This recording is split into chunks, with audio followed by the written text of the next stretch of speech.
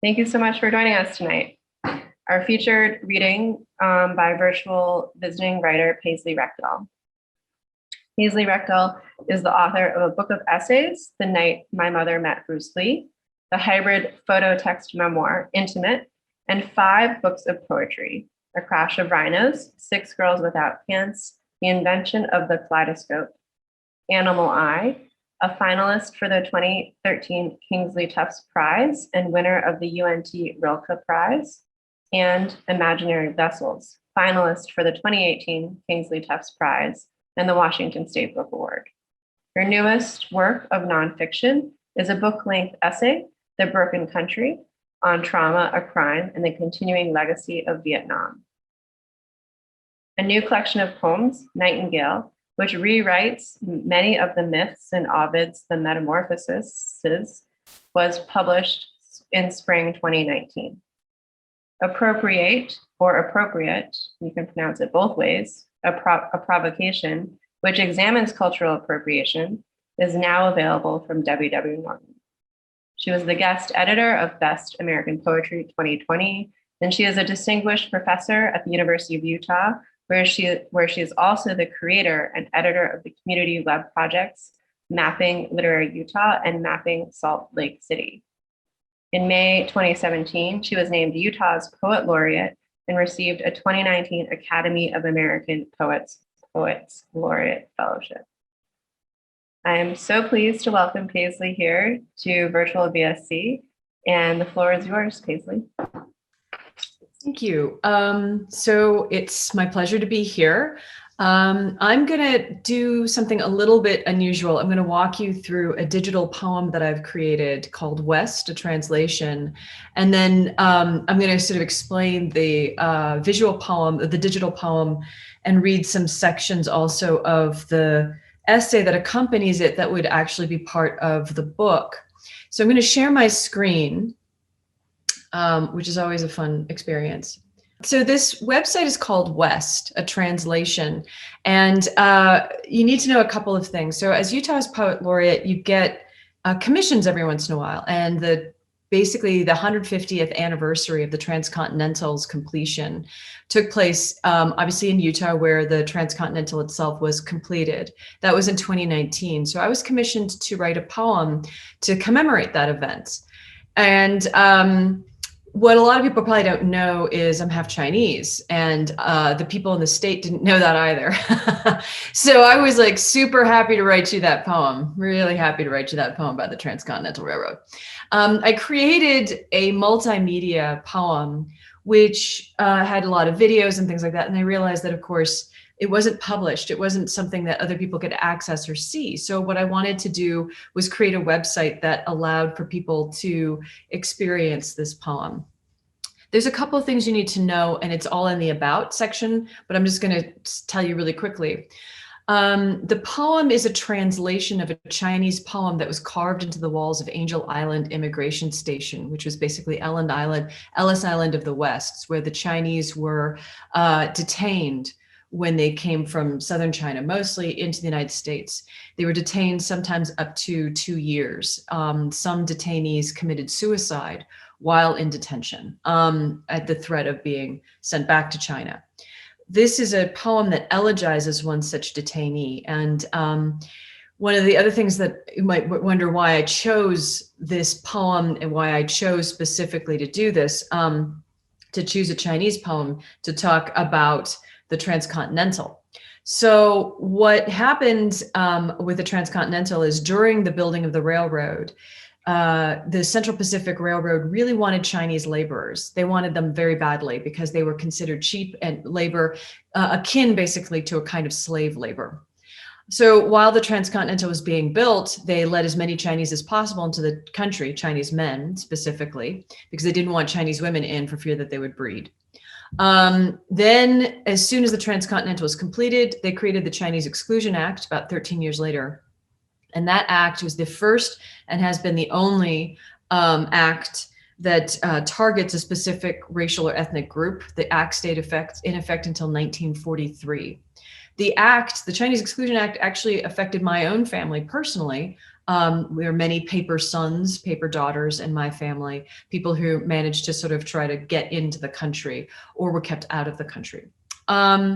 So West is, I'm going to show you the video that opens this. This is the famous photo of the East and West shaking hands. And when I play this, you might want to listen to and pay attention to the voices that you hear. And then I'll start to play some of the poem and read some other things. Hastui edod at benanlida. 聽到火車嘅聲音。 Δεν είμαστε επιβάτες, το τρένο εμείς. 汽笛が聞こえてくる。それは私たちの思いとなり、今までの計り知れない人々の発声、涙、避難を乗せて。 This is the sound of a train. No viajamos en el tren. Αυτός είναι ο ήχος ενός We do τρένου. not ride on the railroad. The railroad rides on us. "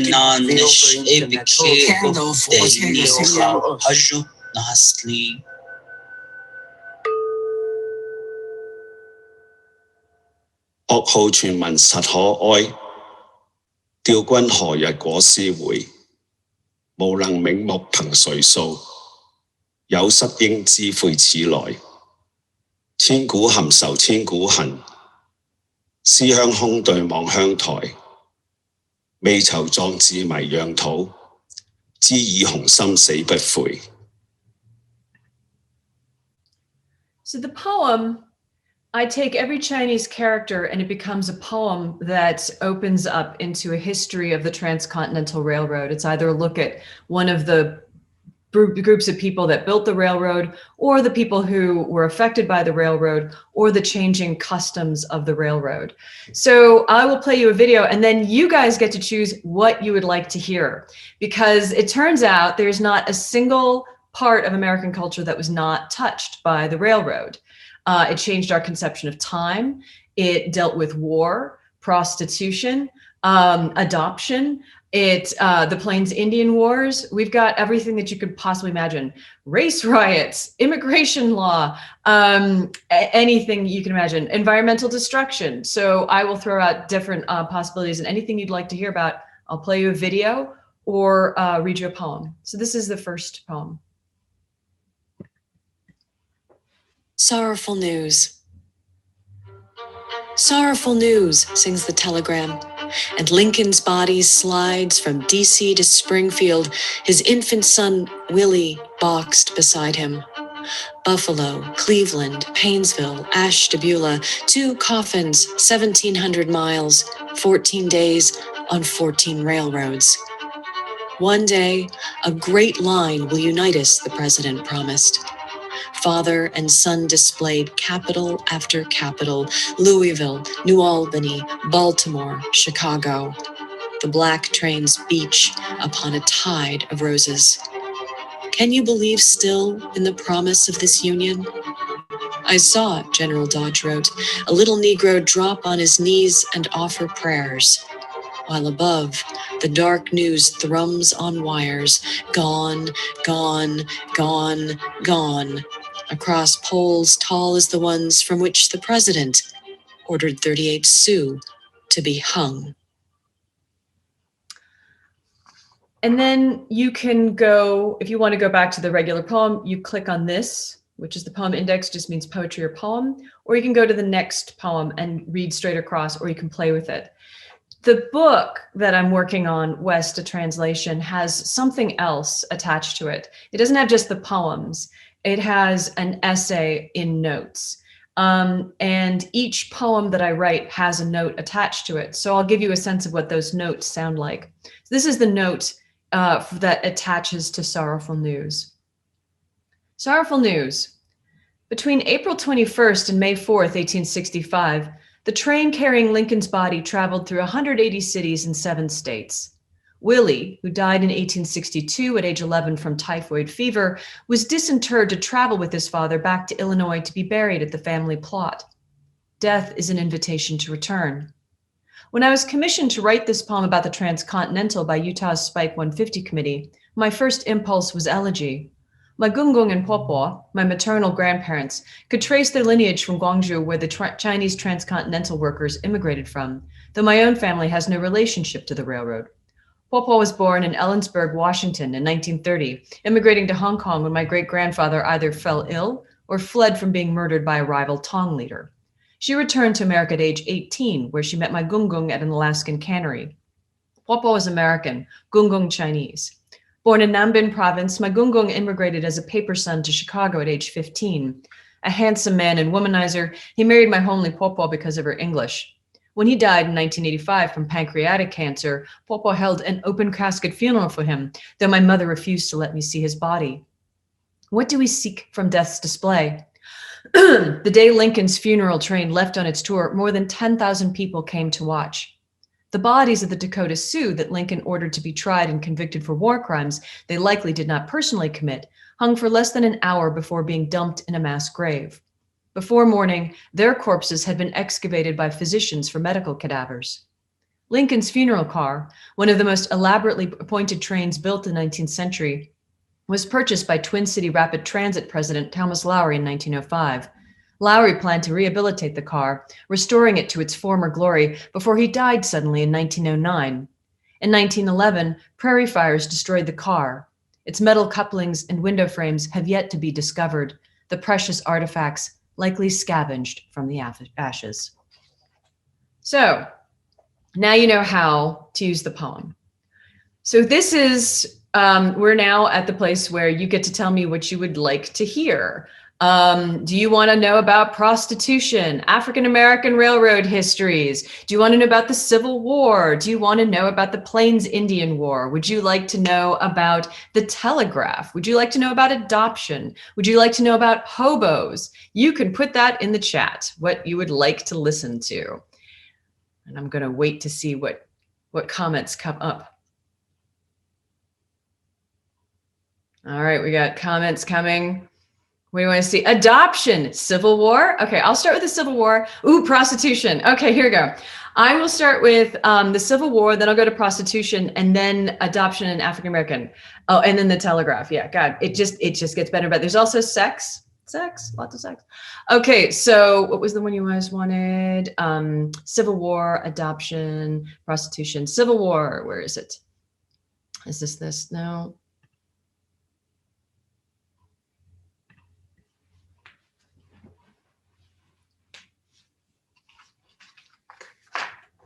Homeward facing, after Hesiod works in days.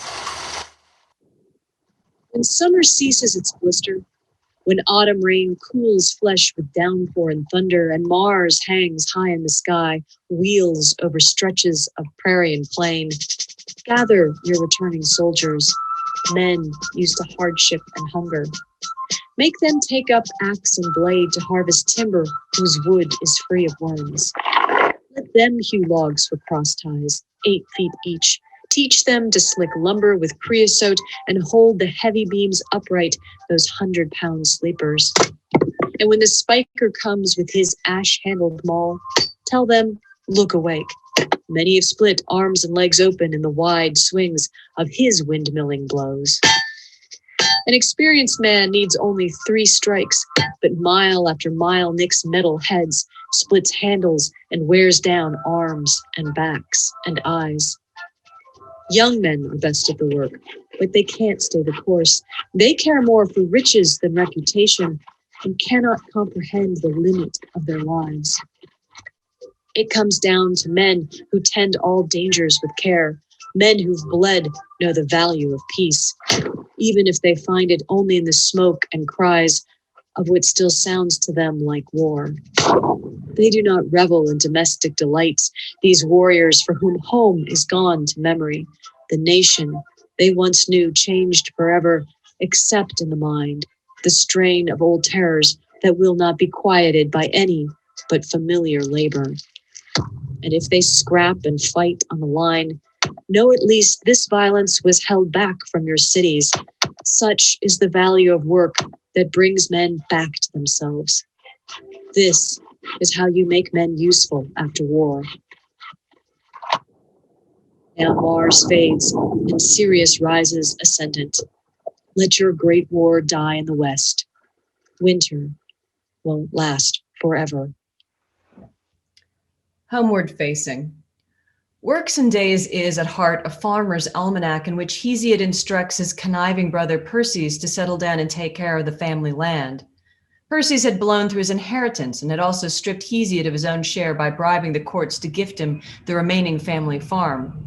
Works and Days is thus both an admonishment and an attempt at fraternal healing. But Hesiod's poem might also be read as part of the story of Greek colonial expansion and conquest, as a population explosion during the 8th to 6th centuries BC created land scarcity and an anxiety over resources.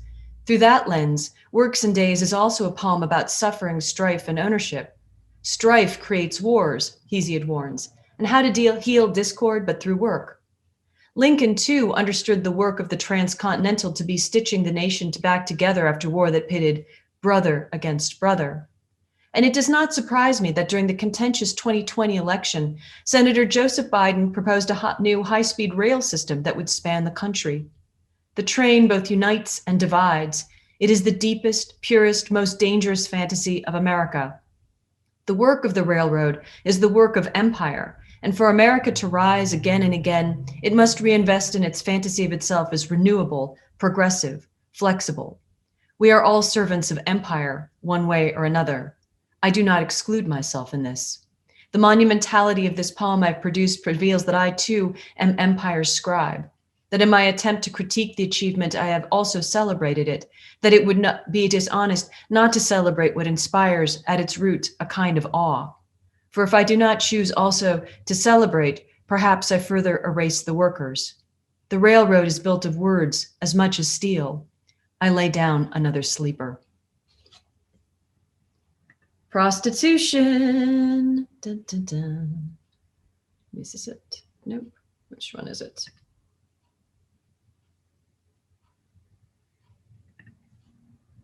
Hold sorrow. Imagine a farm, a famine. Your mother promised you'll learn tailoring. Imagine your father pocketing $600. Now here's the boat, its black planks wet with fog. Here is the room holding a bed, no mirror, your wash basin. You have one window wired to face the street. He will keep his pants on, his greasy shirt, his shoes. Imagine the quarter pressed after into your palm. Your street will be named for presidents you never heard of, the city's lights like strings of blood in puddles. Imagine, if you could, you'd carve your father's name on a knife tip. At night, only the train cries. Your door locks from the outside. Hold sorrow. Chinese prostitution in the US is a legacy of the Tongs who trafficked Chinese girls into the States, in some cases under the false impression they would be given to an eligible man in marriage, more often as kidnapping victims. Many believed they'd entered into an indentured servant system that contractually required they serve as prostitutes for a specific period of time, but because Chinese women could not read, they did not understand the contracts they signed. Between 1853 and 1873, the Hip Yi Tong alone brought in 6,000 women to San Francisco, about 87% of the total number of Chinese women that arrived on the West Coast, netting an estimated 200,000 from their sales. After the 1875 Page Act, which specifically targeted Chinese women from entering the country, trafficking only became more lucrative. A woman bought for $50 in Canton could now be sold for $1,000 in San Francisco. In the 1890s, it was reported that a single woman went for $3,000. When I interviewed Willie Chun, the 93-year-old leader of the Bing Kong Tong in Salt Lake, none of this is discussed. Bing Kong Tong is a transcontinental holdover in Utah, the state's only warrior Tong sent west in the 19th century by its San Francisco founders to secure the Utah territory. Like Hip Yi, Bing Kong Tong trafficked opium and Chinese girls to the west, ensuring that Chinese money went back into Chinese pockets. The Bing Kong Tong either instigated or finished one of the most violent Tong wars in American history. But all that is in the past. Now the Tong gives money for scholarships and offers prayers for the dead transcontinental workers. Bingkong Tong is dying out because the Chinese coming to the country are not working men from the South like my Gungung, a member of Bingkong Tong's Seattle chapter. They are Mandarin speakers with wealthy families and good educations. At the Tong's meeting hall on State Street, Willie pulls out a battered leather briefcase to show me the documents the Tong has collected from the past century. The papers are a messy stack, photos and member enrollments and charter documents tossed together. In one corner sit the Tong's last members, restaurant cooks and construction workers. They smoke and play mahjong on the new mechanized table Willie has brought them. They look embarrassed when I approach. "Why are you writing a poem about us?" one asks in Cantonese. Before I tell him the truth, my translator interrupts. "Because someone wants her to praise us," he answers. I'm going to do a couple of others and then I'll just take questions. I just realized. I'll do, let me see, African American history. Miss Home. Ways to die. Blasting accident, derailment, boiler crack. Crushed between trains crossing in the night. Electrocution, bad food, heart attack. You can work yourself to death, a la John, a la Henry, or you can stay at home and die anyway. Fist and noose club, gun, knife in the back, gossip, sharecropping, bottle of rum with gas-soaked rag. What is freedom but the power to choose where you won't die? What is a train but the self once yoked to terror loosed into a force that glides on heat and steam? You're so far from Mississippi, the UP boss said when we hit Rock Springs. Don't you miss your home? Miss home, I told him. I'm hoping to miss it entirely. I'll read one note from this and then I'll show you one last poem and that'll be it for the questions. Miss Home. I pick up my life and take it with me, and I put it any place that is not Dixie, wrote Langston Hughes in his 1949 poem, One Way Ticket. Hughes's poem is about the Great Migration that occurred between 1916 and 1970, in which poor economic conditions, racial segregation, and violence led to the northern migration of around 7 million African Americans. Prior to 1916, more than 90% of African Americans in the United States lived in the South. After the Great Migration, nearly half the same population lived in the North and West. The train facilitated the Great Migration, as well as provided job opportunities, leading to a relative population explosion of Blacks across the West. Rock Springs, Wyoming, for example, was home to the state's largest Black population due to the town's historic coal mining industry, which specifically served the Union Pacific. During the late 19th century, the Union Pacific Coal Company operated dozens of mines across southeast Wyoming, solidifying its position through wage competition it created by pitting its multinational and multi-ethnic workers against each other. Black coal miners specifically were brought in as strikebreakers. The train, however, was not the only draw west. In 1908, Charles and Rosetta Speece, along with 3 of Charles's brothers, settled an entirely Black farming community called Empire in Wyoming near the Nebraska border. At its peak, Empire housed 65 Black farming families, a church and a schoolhouse. It also endured 5 lynchings.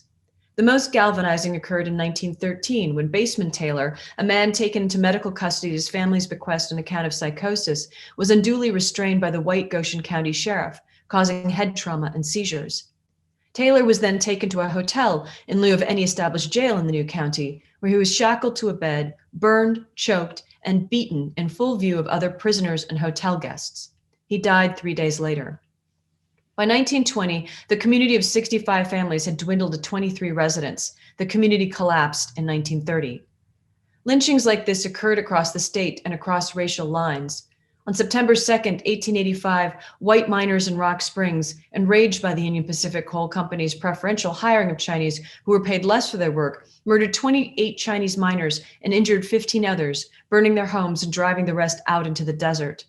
Called the Rock Springs Massacre, these murders kicked off a wave of more anti-Chinese violence across the West.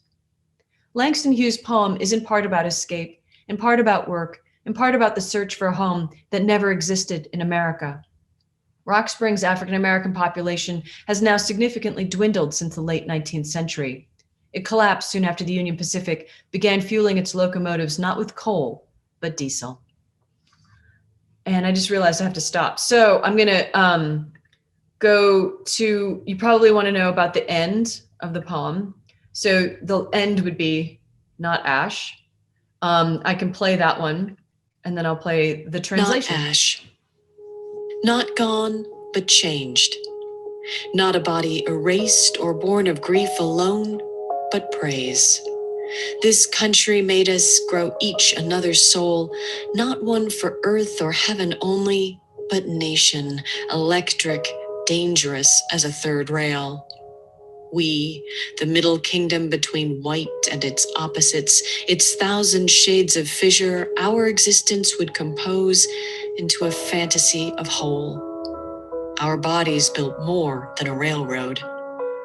On my 1919 map, red, black, and yellow veins trace rails lengthwise across the states, the fragile paper splitting at its seams.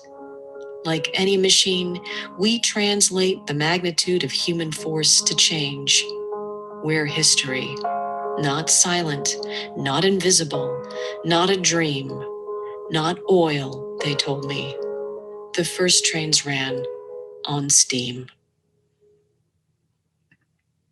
And this is the end, and it includes the translation.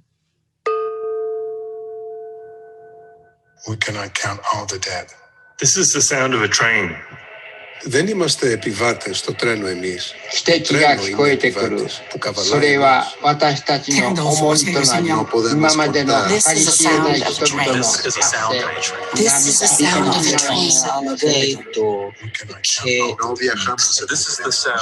Αυτός είναι ο ήχος ενός We do τρένου. not ride on the railroad.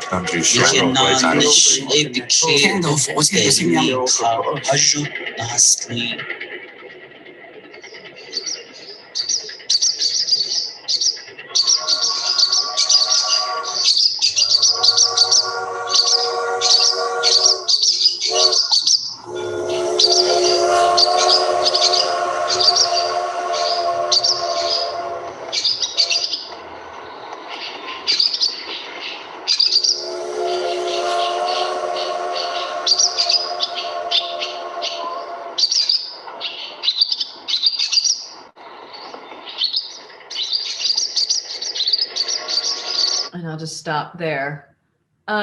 So I can stop share and we can do the conversation, or if you wanted, you know, I can play something else, read something else for you guys. If you want, I'm more than happy to talk about this.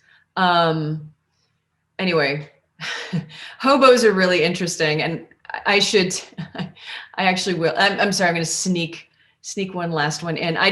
There's so many ones that are really good. So this one, and I won't read the note to it. I interviewed some people they call themselves writers and stuff like that now. And, you know, I can talk about like what I learned from there too. But this is some of the poems open into actual poems that you can read. They're textual poems, and others are videos. Obviously, I played you most of the videos, so you can listen to textual, but there's many textual poems. There are 9 absences. If you go through, I'm still uploading videos, so the whole thing should be finished this summer. But this is a story that I got from speaking to one of the writers, the people who jump on the trains now. Dead is what they call a torn up track whose living rails I jump to bed down in the wells and feel the thud hit every trestle steam at dawn like horses at the track. I trained before the fillies foundered sick. They fire the agents fast. They fire the riders me. I love how in a well you thrum with sound until your bare lips start to bleed like canisters of oil I stole inside the train. You'll find a nation what it wants to eat and wear and what it likes to buy. A ring, a phone, some jeans, of course. There is no reason why to jump a train except to lose the edges of yourself. The time like pacing Moxie at the track, that speed that almost tears your hands off at the wrist. She was the last to go, her tendon bowed and worthless than insurance. No one rides a racehorse just for pleasure. No one hops a train if they can take a plane, a car whose engine speed is gauged by horses, kept alive in memory for sentiment. I guess that goes with what we were and are. We cannot bear to leave out in the desert where I'm going home, just not right now, I said of Moxie, not right now before the race. She hasn't many left in her. You know, she trusts you, right? The owner said, then slip me 2K and the shots. So I wanted to create, obviously, something that sounded like the train if you read it right, but also, I wanted to sort of link the technology of the train to the obsolescence of the train too. And you know, one of the things that really struck me about the railroad, the more I studied it, is that in some ways the transcontinental was this fantastic thing that was created that obviously both united and destroyed communities across the country. But at the same time, it failed in some of the ways that we imagine we had hoped that it would succeed. We wanted the transcontinental to bring us closer to trade with China. In fact, trade with China didn't up because of the transcontinental, but domestic trade upped itself. We wanted faster, cheaper travel for individual people. What's interesting is that it costs you $6,000 to take the transcontinental now. And people don't take the train because they take a plane, they take a car. So actually hobos are one of the accidental sort of benefits, which is that, you know, during the Great Dust Bowl and the Great Migration, Great Depression, people were jumping on the rails to, you know, get and find work and stuff like that. And now the people who are, you know, hobos, quote unquote, they tend to be white and middle class, that they're just doing it to a certain extent because they're attracted to the freedom of the rails. But one guy said, you know, he met a lot of former soldiers from Afghanistan. This is in my notes section. And he said that, you know, a lot of them were there because of PTSD, and the train was the only thing that sounded to them like war, which is quite an interesting thing considering the Civil War, to a certain extent, facilitates and is built by former soldiers from the Civil War too. So war is, the transcontinental is also deeply attached to war. Anyway, I'll stop. I could talk all night about this, but there you go. I'll take questions. Thanks so much, Paisley. Please feel free to drop your questions in the chat, and we'll pass them along to Paisley. And Paisley, how long have you been working on this project? Oh, ages. I got the commission actually in 2018, and it took me a year to come up with the multimedia half-an-hour poem. And then, you know, there's like, I think 42 characters that I ended up translating. So that's quite a lot of poems. So for the last, I've basically just finished the book. I'm still, you know, putting together the videos, the last 9 videos that all of the poems are written. So, you know, I'm still working on the site, but the book has just been finished. I just turned it into my publisher, who will hopefully want to publish it. I don't know. That could be quite exciting in the next few weeks. But anyway, so for a really long time, and for the last several years, I mean, I've just been reading nothing but 19th century sources. There's poems about polygamy. There's poems about like impeachment, presidential impeachment. I mean, literally there's something for everyone at this point. So.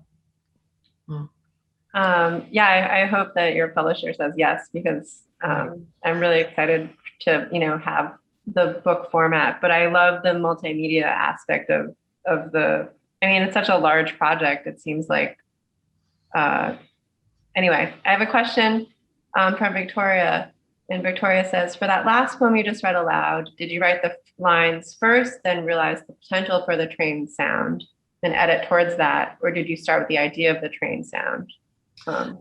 I wanted something that moved very quickly. And once I kind of got a rhythm, I recognized that it sounded a bit like the train. So then I edited it so it was more like that. So I took out all punctuation. And I read each line so that there's definitely a rhythm each one. And so that's why it breaks on canisters and stuff like that. So you'd hear dun dun dun, you know, dun dun dun dun dun dun dun dun dun. Yeah.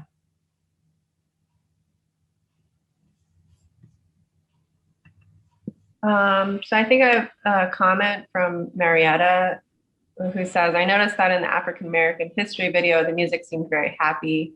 How do you choose music to play behind the reading? And do you like to make the tones of the music and poem match or juxtapose, like the example I mentioned? Yeah. And this person's a high school student taking AP literature right now, and they said that they really enjoyed it. Oh, good. So that's a really great question, because I went back and forth on the music on that one. I wanted actually the Ballad of John Henry as the music that went behind it. And to find a good instrumental, I could only find one that seemed to work. But the music I noticed that some people were laughing at the end of the poem, which is exactly the point. You're supposed to, miss home. I'm hoping to miss it entirely. Like there's a real dig in there, which is sort of like, I don't actually want to stay in the South because I could get killed here. The train work is dangerous, but staying in home is dangerous too. So there's a bitter, dark humor, but it is meant to be funny. That last line is meant to turn on a joke. And when I had the sad music or the more elegiac music in the back, it actually ruined that effect. There was the humor kind of just bled out. So the music actually did quite a bit, I think. And, in some of I wish I'd shown you a different one. The train also affected gender roles and the ways in which people, comported themselves, in real life. And there were etiquette guidebooks that I cite as well. But anyway, one of the poems that I have called Regret, there's a way in which it could be read one way, where the language talks about women and these very sort of bitter, angry terms. But the photographs, if you look at the photos, they do opposite work at times. So they counteract what the guy is saying. So counterpoint becomes really kind of important, whether that happens sonically, through the music, or whether it happens through the visual documentary work that sort of speaks against how you might initially want to read that poem or respond to that poem. In the poem Homeward Facing, about that plays with Hesiod's works and days, but also is thinking about the Civil War, I hope that people, when listening to that poem, will hear obviously the sounds of making the railroad, but that they also start to bleed into the sounds of gunshot and gunfire, so that the two things start to bleed together too. So that becomes something to think about. And that was something that the woman I was working with to make these videos, she convinced me of. Before, I was only thinking of music and imagery. And she's like, oh no, sound effects are really important there too.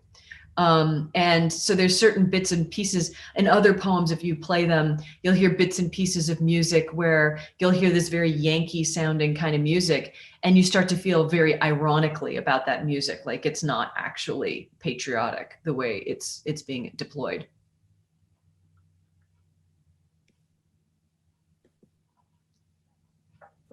Victoria asks, was it always your idea to do the multimedia project, not just the video and prose, but the poems and the essays? And how did coupling come about, or when did you learn that both genres were necessary?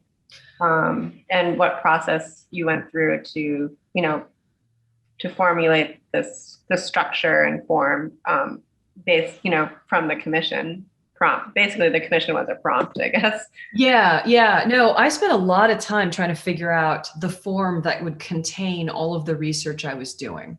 And this is an excellent question, because one of the book addresses this explicitly. So in my mind, it doesn't matter if you get it or not from just doing the digital site, because the book explicitly goes into this. But there's this poem that I translate. The Chinese poem is a mirror poem. There are two elegies written to the same suicide carved into those walls. And they were carved in such a way so that they would face each other.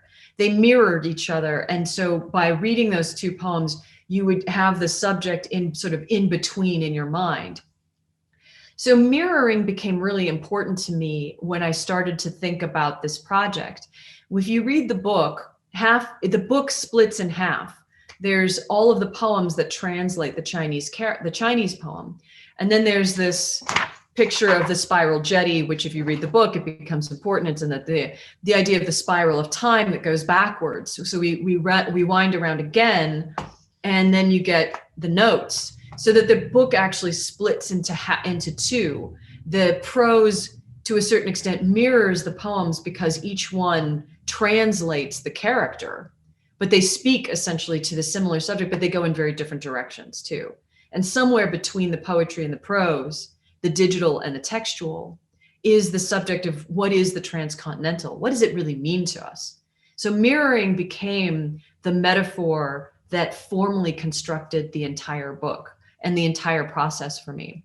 And I think that's, like that, when I figured that out, it really was like a lightning bolt moment.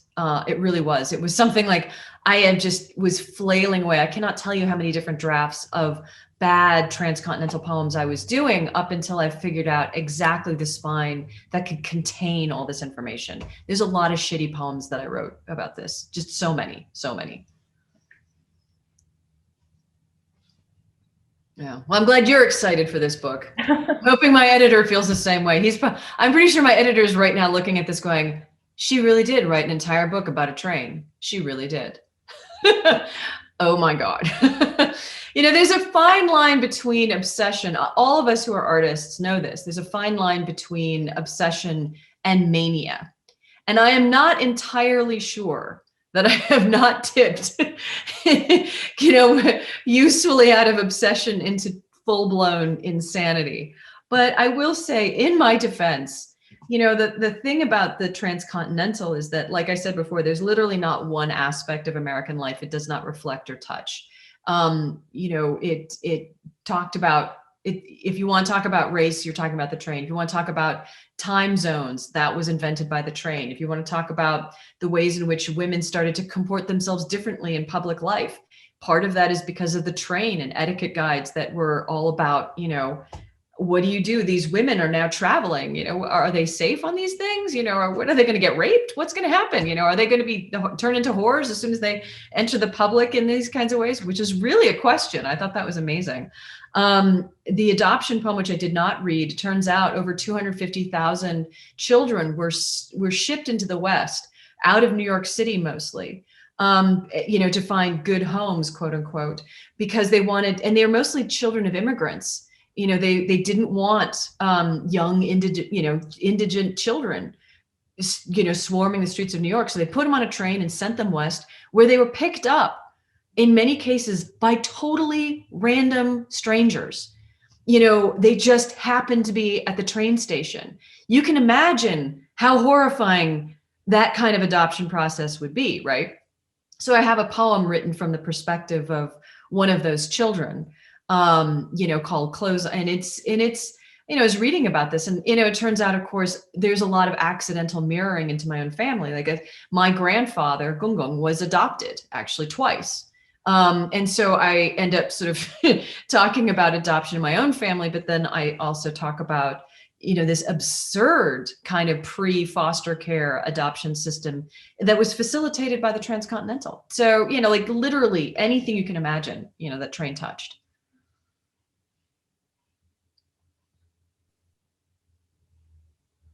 I'd also, yeah, I was really appreciating how you were toggling between the past and your own personal, like, memoir narrative, and even referencing, you know, Joe Biden's comment about the, you know, building a new train in 2020. Yeah. I was wondering how you made those decisions. Did it feel natural to blend that in? Oh yeah. And I hate to do this. To answer your question, I'm actually going to read a poem that I did not write. It literally wrote itself. This question of, you know, moving back and forth between the past, the present. This is a poem called Sad. So presidential impeachment was very interesting. Andrew Johnson was president during part of the Transcontinental's building. And if you know anything about Andrew Johnson, he was impeached. And I'll read the note after I read this poem. This is a contrapuntal poem.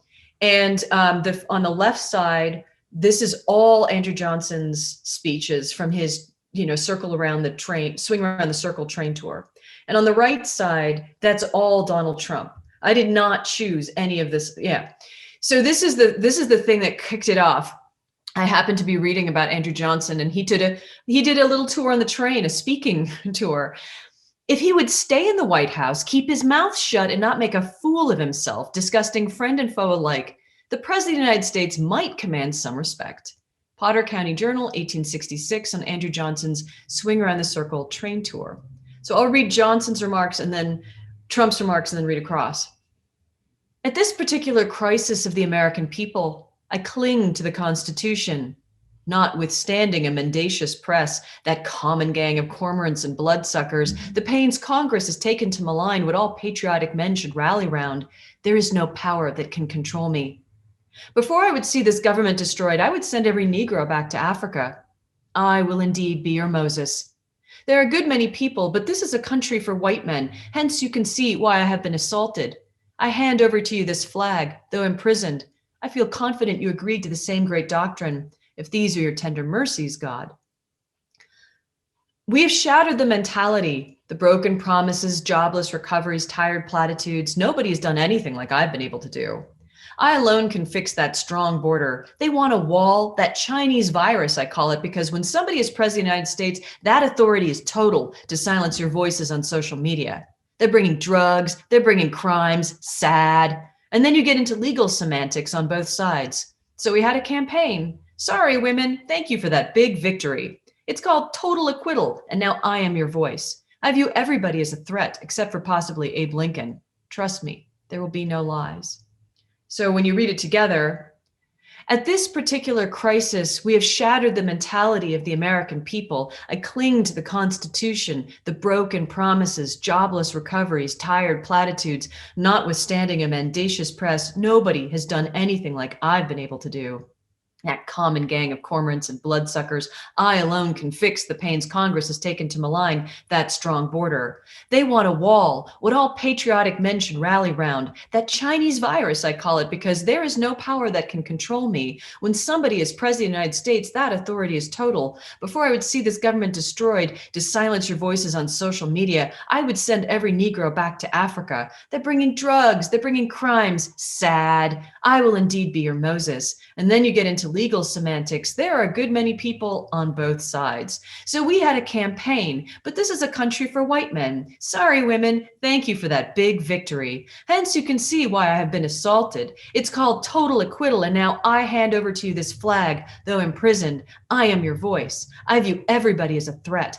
I feel confident you agree to the same great doctrine, except for possibly Abe Lincoln. If these are your tender mercies, God, trust me, there will be no lies. So, I mean, the question there is like, how is this not like the 19th century? When I was, when you're asking me like, why am I writing about my family or why do I move into the present moment? And the note for that actually goes very much into Trump's rhetoric and Trump's impeachment and the insurrection at the Capitol and then anti-Asian hate crimes. To read into the 19th century is to read into the present and back. And that's one of the reasons why the Spiral Jetty, which is interesting. The Spiral Jetty, if you guys know anything about it, was done by Robert Smithson, and he purposefully puts the Spiral Jetty very close to where the transcontinental itself meets. So the transcontinental suggests completion and progress, and Smithson makes an artwork that suggests return and spiraling.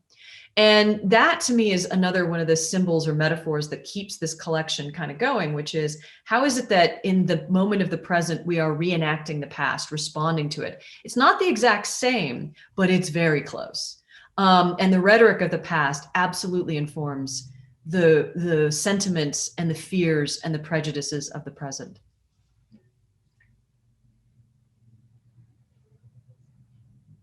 And when you see it laid out like that, it's so depressing. It's sort of depressing, but I would also say it's actually, in a weird way, very optimistic. Because I have to say, like, in the when the transcontinental was being built, they had a cholera epidemic. They had a major depression caused by the railroad, interestingly. They had race riots. They had major unemployment. They had an impeachment. They had pretty much everything we had. And the rush of Jim Crow laws across the South, incredible segregation, anti-racist sentiment, anti-Asian racist sentiment. And we survived and we changed and we moved forward.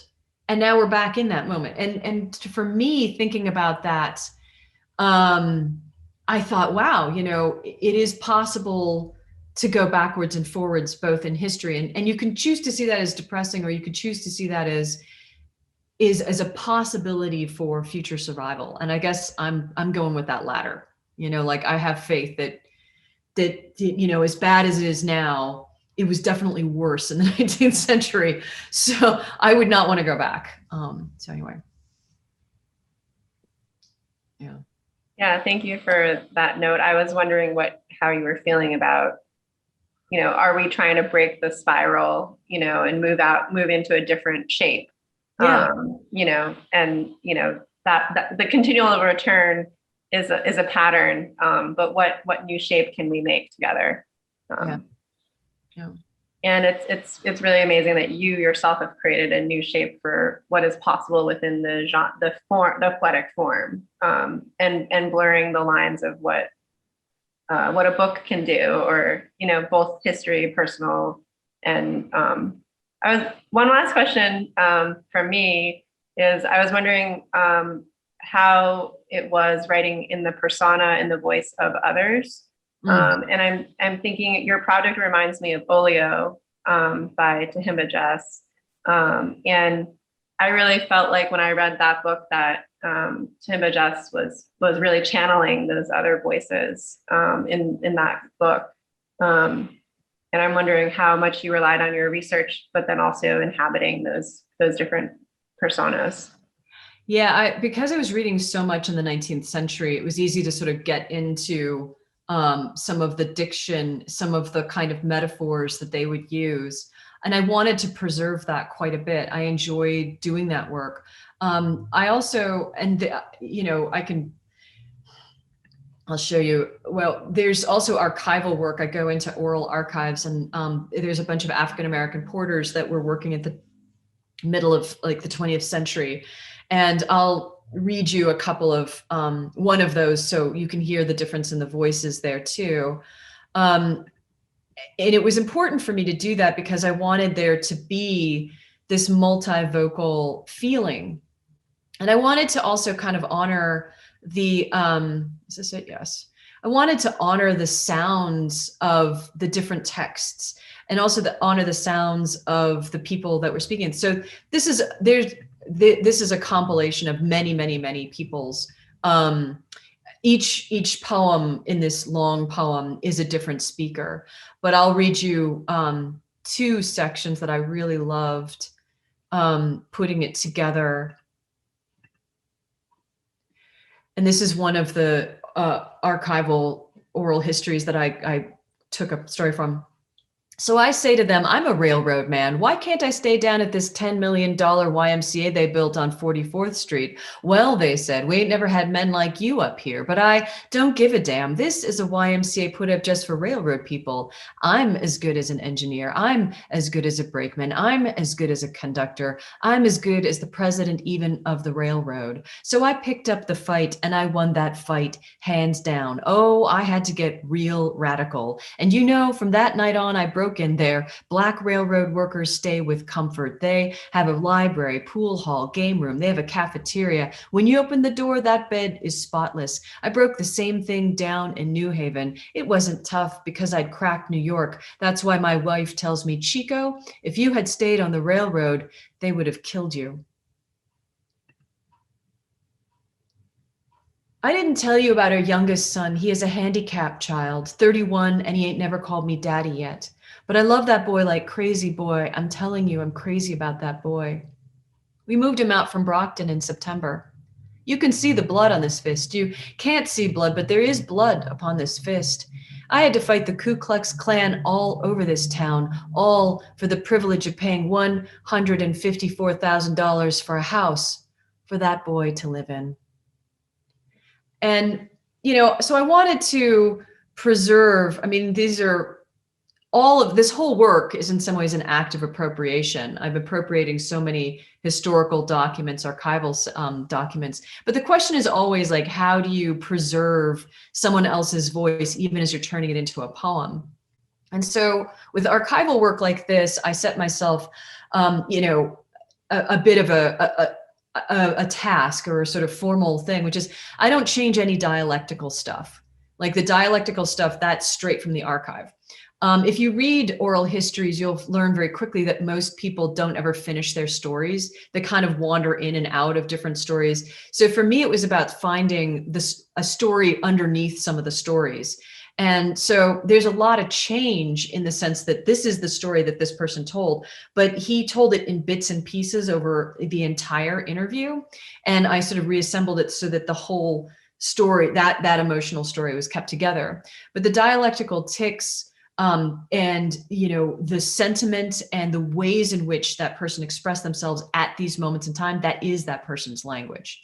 So it is a reconstruction of some of the time lapse, if that makes any sense, but it is not a reconstruction of the syntax or the vocal tics. And most people have a very interesting and poetic kind of way of constructing themselves. Like a lot of people will repeat the same phrase over and over again for almost as a rhythmic thing. And so I want to preserve that as well.